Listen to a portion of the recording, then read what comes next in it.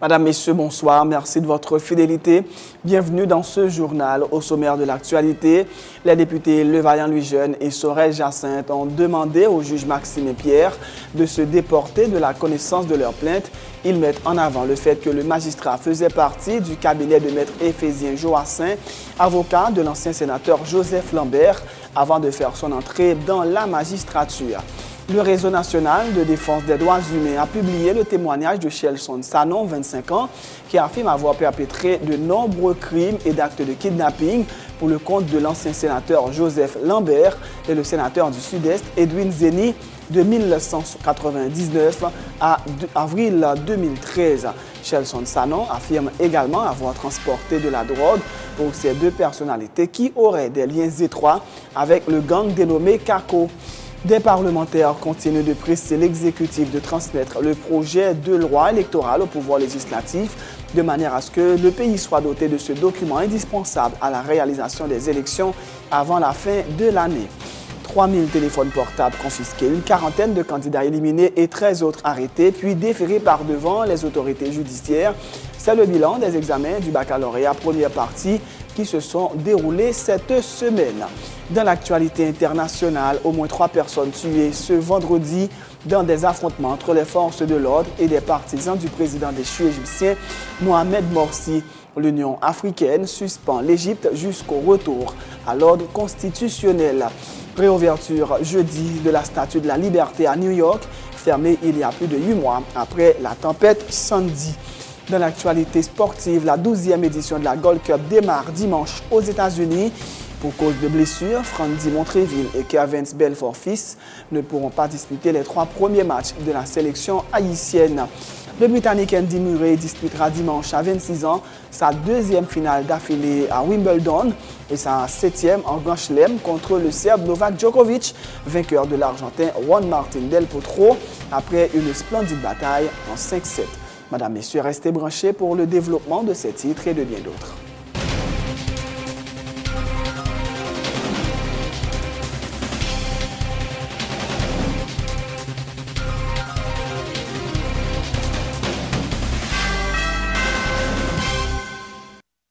Chef, bienvenue dans le développement du journal.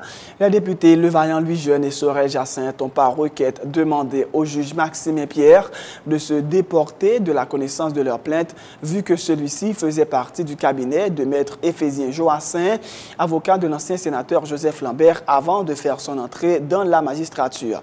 Par cette demande, les députés plaignants ne font qu'exercer leur droit d'exiger une bonne justice sans mettre en cause la crédibilité et l'impartialité du magistrat.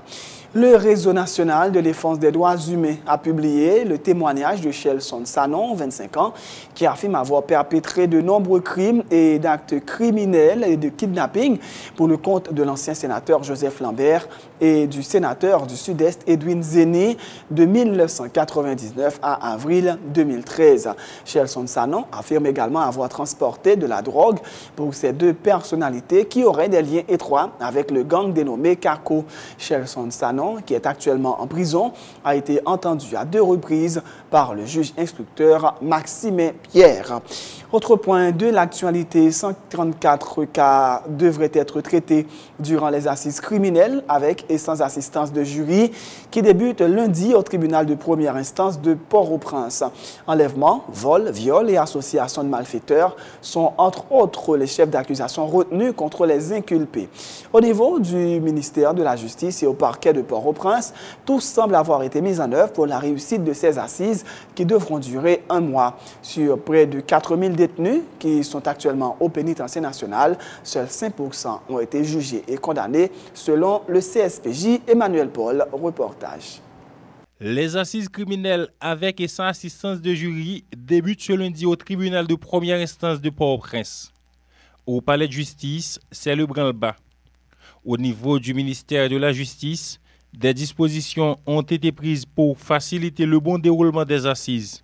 Des moyens ont été mis à la disposition du décanat, se félicite le doyen du tribunal de première instance de Port-au-Prince, Raymond Jean-Michel. L'autorité des tutelles l'ont été saisie à temps. Ils ont fait ça la loi mandé pour faire et en tant qu'autorité des tutelles, ils ont fait ça obligation mandé pour faire.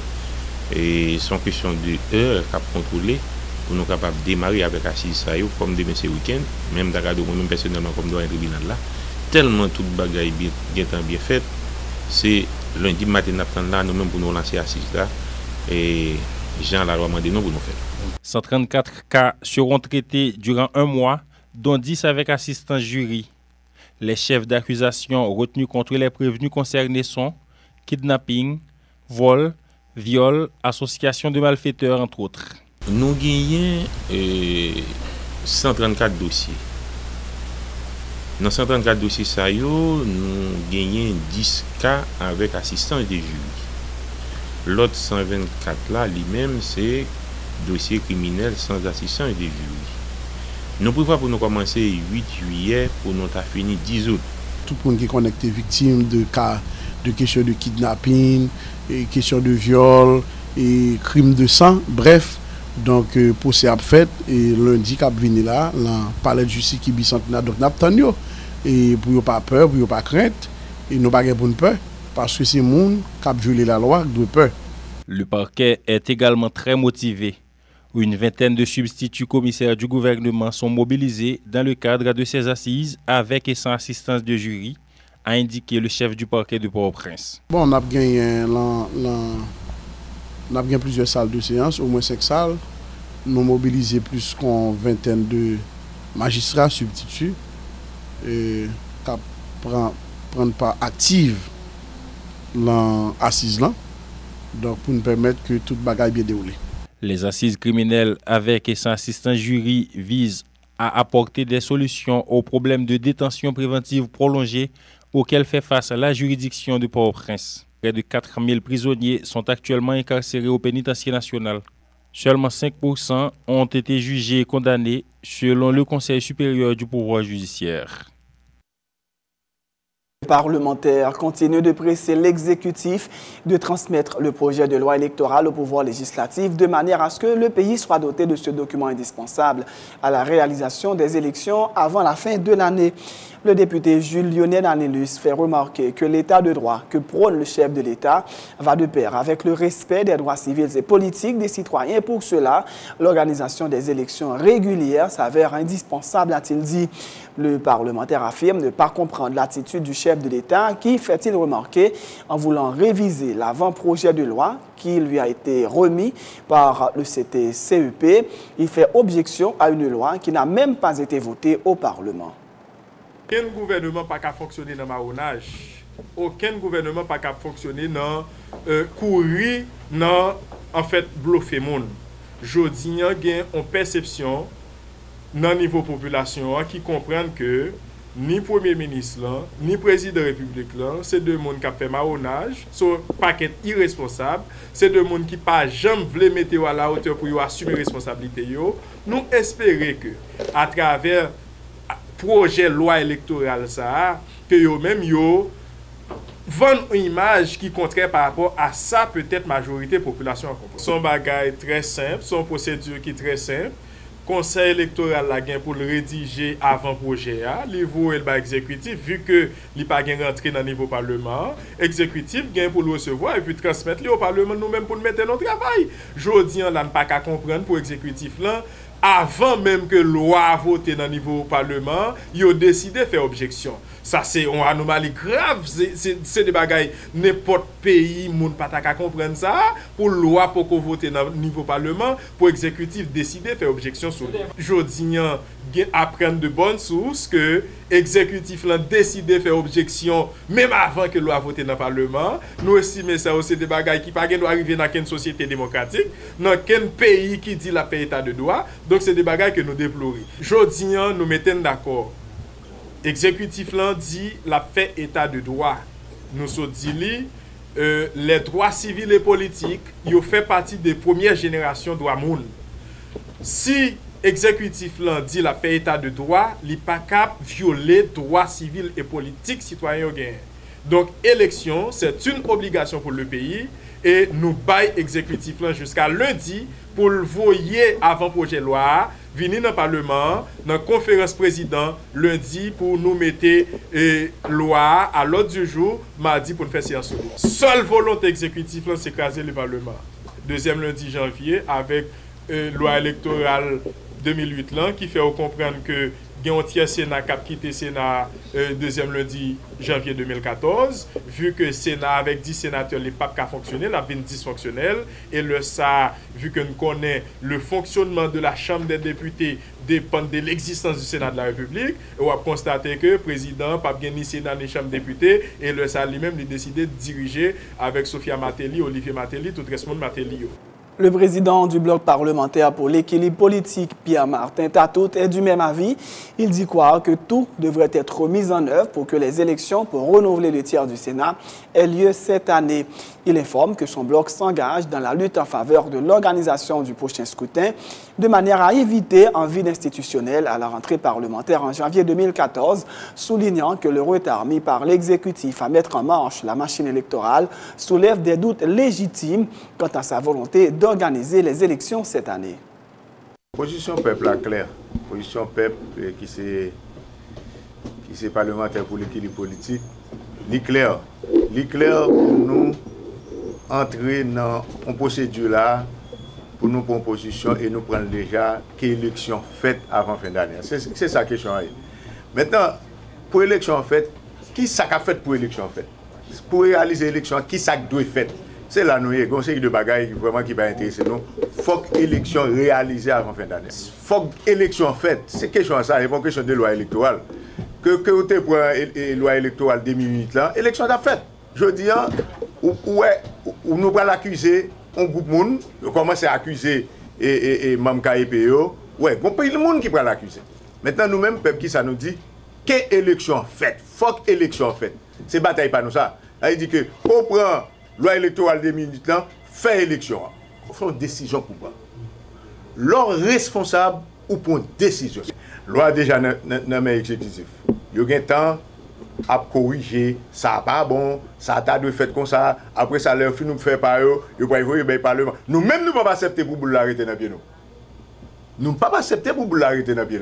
Donc, quand nous allons lever courir, on va le l'autre. La question, c'est que c'est élection pour faire. Le responsable, c'est quand vous êtes mort. Il faut que l'enterrer. Et puis, il ne peut pas arrêter dans le monde. Il faut que vous enterrez, c'est ça. Il faut que l'élection faite. Ouais, tout ça qu'a fait, il faut que vous ayez un pile monde qui ne peut pas faire l'élection. Comment ça veut dire? Effectivement, il y a des gens qui ne peuvent pas l'élection en fait. Mais jusqu'à présent, nombre de temps qui a écoulé, il y a une inquiétude, il y a un doute. Donc, on nous retire doute là. Ou pas qu'un pays qui va gérer toute la journée, c'est nous qui sommes responsables qui avons créé doute dans cette population. Donc, il faut que nous disions population, mais qui côté nous pour aller. Il faut que l'élection faite, la population a telle élection, pas aucun problème, eh bien, que nous faisons l'élection avant fin d'année. Le député de la vallée de Jacmel se dit préoccupé par le dossier des prochaines élections sénatoriales, partielles et municipales et locales. Si ces élections ne sont pas organisées avant la fin de l'année, le Sénat de la République sera en situation de dysfonctionnement, ce qui entraînera du coup la caducité du Parlement, selon Rufine Labbé.